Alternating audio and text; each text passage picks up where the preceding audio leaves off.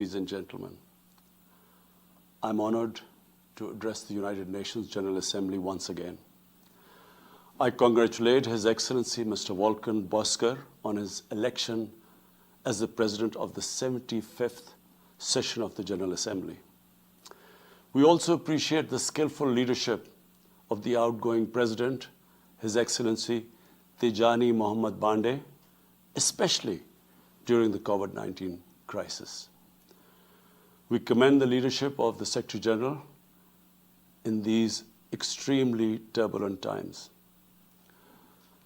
Mr. President, since my government assumed office, our consistent effort has been to fundamentally transform Pakistan.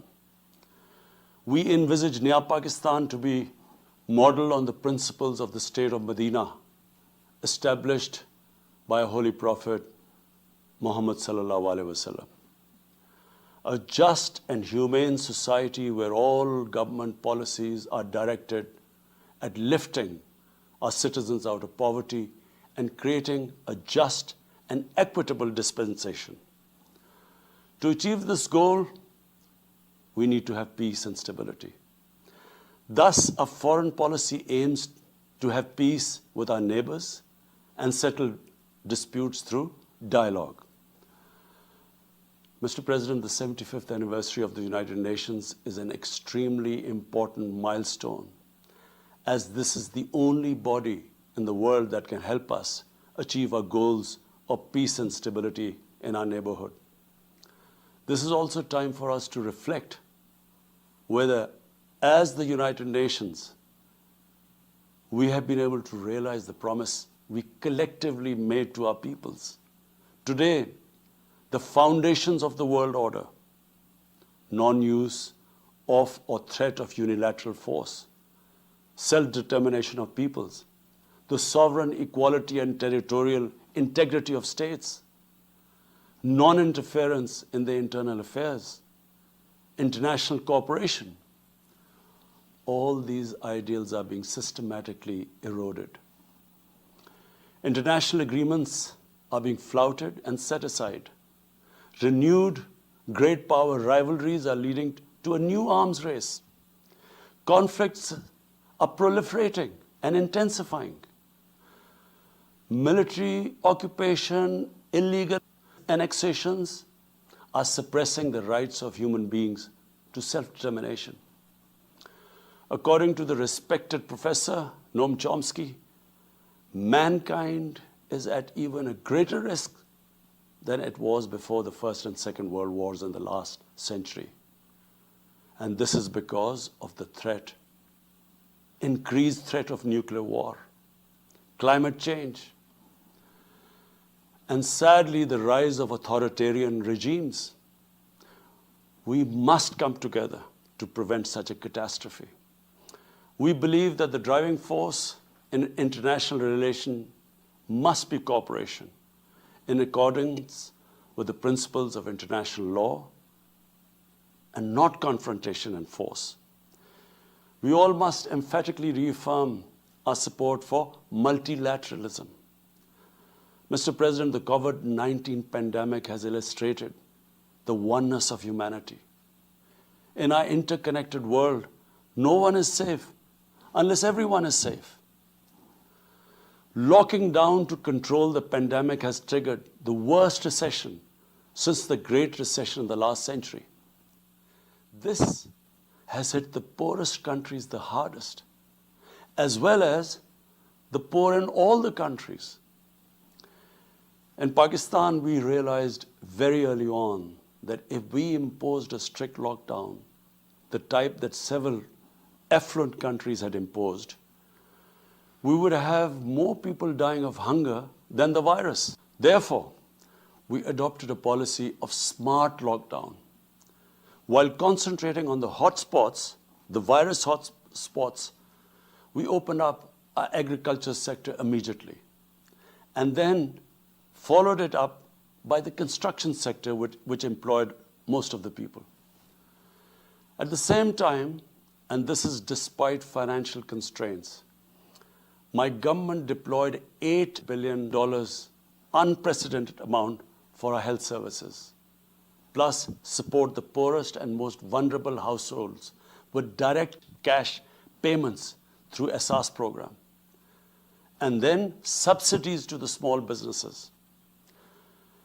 Even though our smart lockdown was heavily criticized in the beginning, but thanks to the Almighty Allah's grace, we have not only managed to control the virus, stabilize our economy, but most importantly, we have been able to protect the poorest segment of the society from the worst fallout of the lockdown. Today, Pakistan's response is cited among the success stories in controlling and responding to the pandemic. However, we are still not out of the woods, like no country is out of the woods today. But Mr. President, it was obvious from the outset that developing countries would need fiscal space to respond to and recover from the COVID crisis. Debt relief is one of the best ways to create that fiscal space for developing countries. Therefore, in early April, I called for a global initiative on debt relief. We appreciate the G20's official debt suspension initiative and the emergency and rapid financing offered by the IMF, World Bank, Asian Development Bank, and UN agencies. This, however, is not going to be enough. The IMF has estimated that developing countries will need over $2.5 trillion to respond and recover from the crisis. The official debt suspension will need to be extended and expanded. Additional debt relief measures will also be needed. Development banks should ensure adequate financial inflows. Rich countries have generated over $10 trillion to finance their own response and recovery.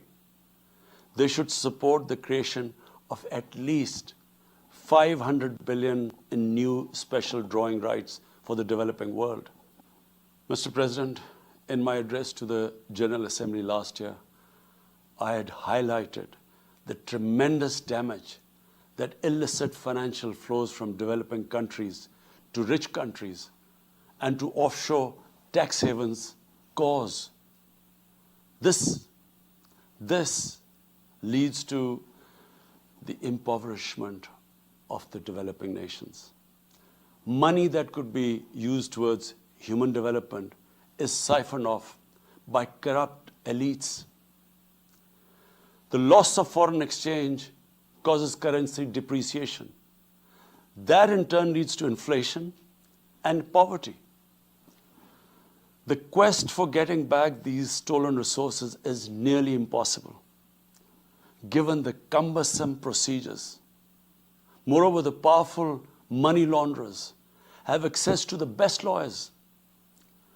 And sadly, because they are the beneficiaries, there is a lack of political will in the rich countries to curb this criminal activity.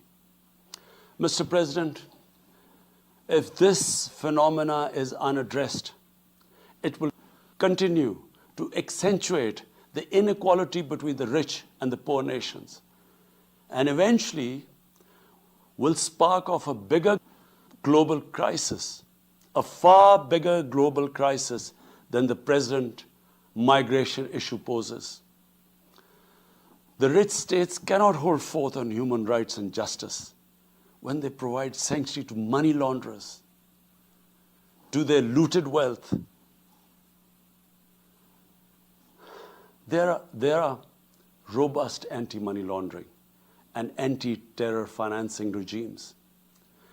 I call upon this Assembly to take the lead in efforts to build a global framework to stem the illicit financial flows and ensure speedy repatriation of stolen wealth. It is important to realize that the aid that flows from rich countries to the developing world is minuscule compared to the massive outflows by our corrupt elites. Mr. President, this year, I must again reiterate the threat posed to mankind due to climate change. Unprecedented fires in Australia, Siberia, California, Brazil. Unprecedented floodings in various parts of the world. Record temperatures, even in the Arctic Circle. This should make all of us worried for our future generations. Commitments made through the Paris agreements must be fulfilled. In particular, the commitment to mobilize $100 billion annually as climate finance. Pakistan's contribution to carbon emissions is minimal, but it is one of those countries most affected by climate change. Yet, we have decided to take the lead as we consider addressing climate change a universal responsibility. We have launched an extremely ambitious program to plant 10 billion trees in the next 3 years as a contribution to mitigating the effects of climate change. Mr. President, the pandemic was an opportunity to bring humanity together.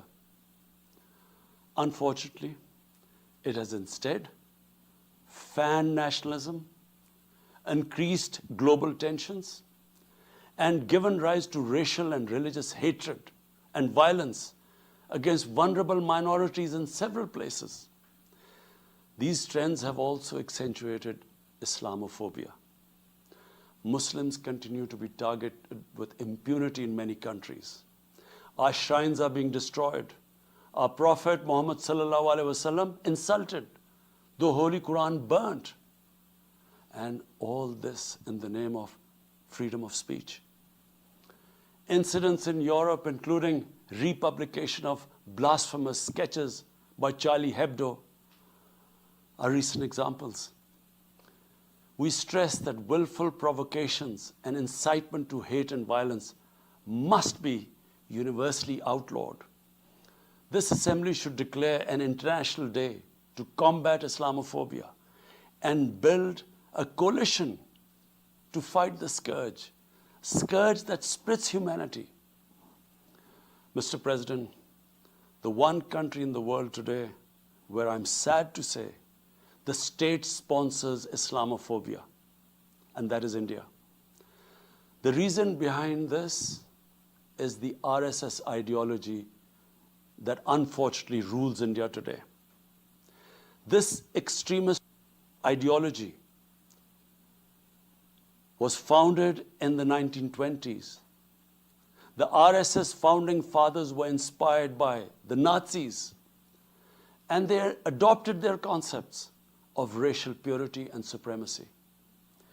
While the Nazis' hate was directed at the Jews, the RSS directs it towards the Muslims and to a lesser extent, the Christians. They believe that India is exclusively for Hindus and others are not equal citizens. The secularism of Gandhi and Nehru has been replaced by the dream of creating a Hindu Rashtra by subjugating, even cleansing, India's 200 million Muslims and other minorities. In 1992, the RS destroyed the Babri Masjid. In 2002, some 2,000 Muslims were slaughtered in Gujarat, and this was under the watch of Chief Minister Modi. In 2007, over 50 Muslims were burnt alive by RSS arsonists aboard the Samjhauta Express train. In Assam, around 2 million Muslims face the prospects of being arbitrarily stripped of their nationality through the adoption of discriminatory laws. There are reports of large concentration camps being filled by Muslim Indian citizens. Muslims were falsely blamed, vilified, and victimized for spreading the coronavirus. They were denied medical attention on many occasions. Their businesses were boycotted. Cow vigilantes attack and kill Muslims with impunity. Last February, Muslims faced targeted killings with police complicity in New Delhi. Mass registrations in the past have often been a precursor to genocide. For example, the Nuremberg laws in Germany in 1935, and then in 1982 in Myanmar. The Hindutva ideology is set to marginalize almost 300 million human beings, Muslims, Christians, and Sikhs. This is unprecedented in history. And this does not augur well for the future of India. As we all know, that marginalization of human beings leads to their radicalization. Mr. President, for over 72 years, India has illegally occupied Jammu and Kashmir against the wishes of the Kashmiri people and in blatant violation of the resolutions of the Security Council and indeed its own commitments to the people of Kashmir. On 5th August last year, India illegally and unilaterally sought to change the status of the occupied territories and deployed additional troops, bringing the total number to 900,000, to impose a military siege on 8 million Kashmiris. All Kashmiri political leaders were incarcerated. About 13,000 Kashmiri youth were abducted and thousands tortured. A complete curfew was imposed, accompanied by a total communications blackout. Indian occupation forces have used brute force, including pellet guns against peaceful protesters, imposed collective punishments, including the destruction of entire neighborhoods, and extrajudicially murdered hundreds of innocent young Kashmiris in fake encounters, refusing even to hand over their bodies for burial. The Kashmiri media and those daring to raise their voice are being systematically harassed and intimidated through the use of draconian laws. All of this is well documented in the reports of the United Nations High Commissioner for Human Rights, communications from the Special Rapporteurs of Human Rights Council, statements from human rights and civil society organizations.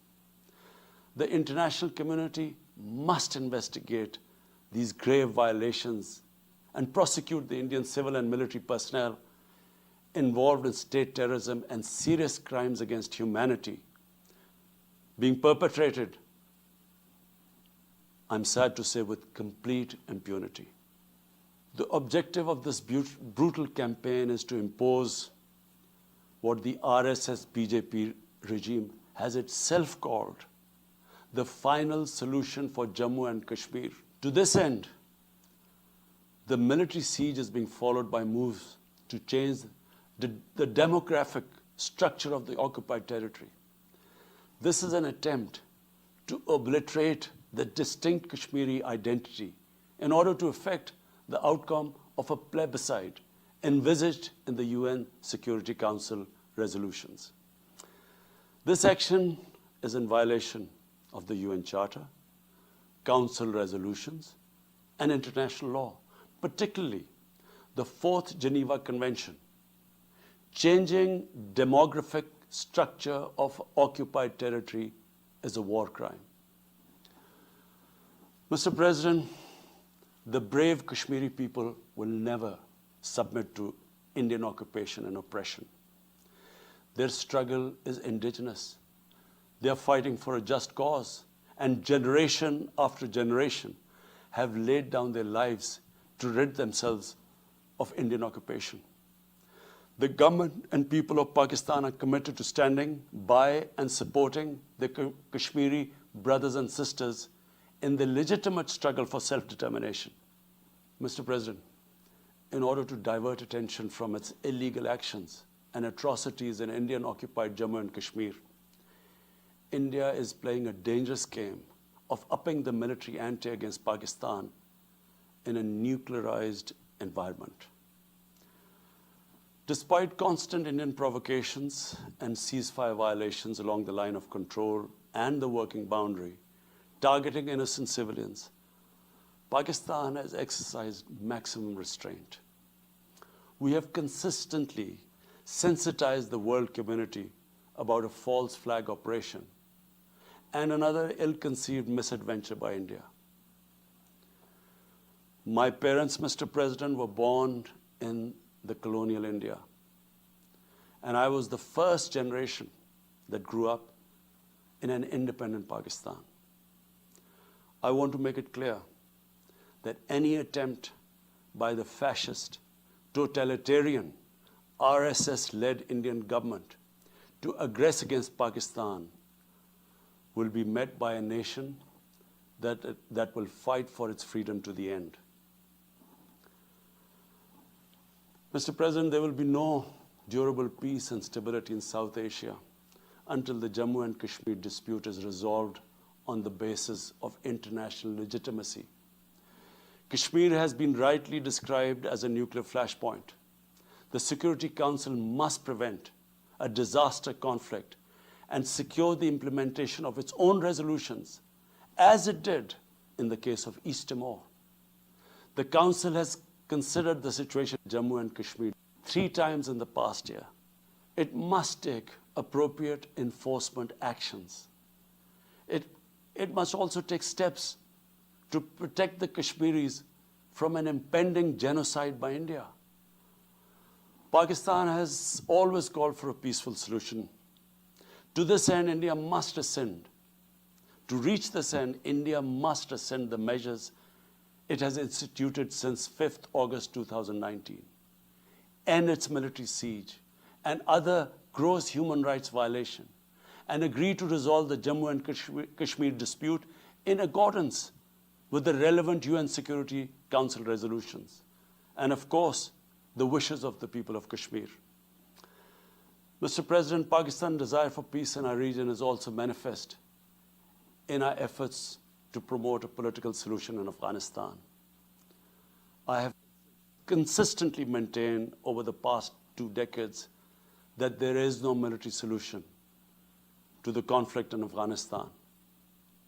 The only way forward was and is a political settlement, which involves the full spectrum of Afghanistan's political actors.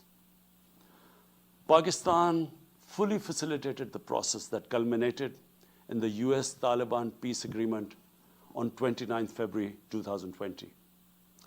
Pakistan is deeply gratified that it has fulfilled its part of the responsibility.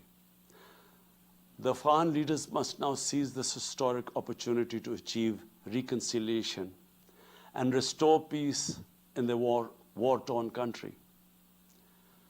Through the intra-Afghan negotiations that commenced on 12th of September, they must work out an inclusive, broad-based, and comprehensive political settlement.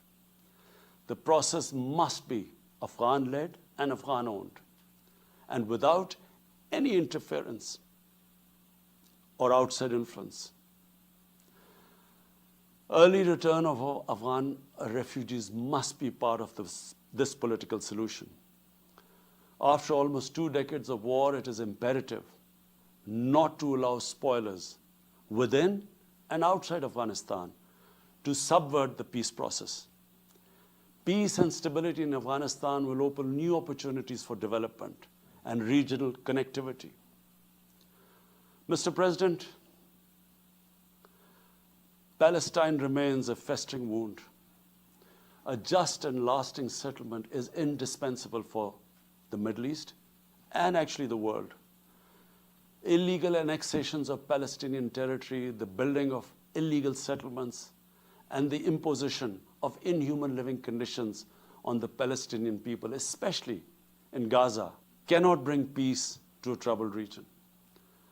Pakistan continues to support a 2-state solution in line with the UN General Assembly and Security Council resolutions within the international agreed parameters, and they are pre-1967 borders, and Al-Quds, Al-Sharif as the capital of a united, contiguous, and independent Palestinian state. Mr. President, the United Nations remains the best legitimate avenue for collective action in managing international conflicts, fostering peace and security, promoting equitable development, and addressing global problems. I urge the Secretary General to take the lead in preventing global conflicts.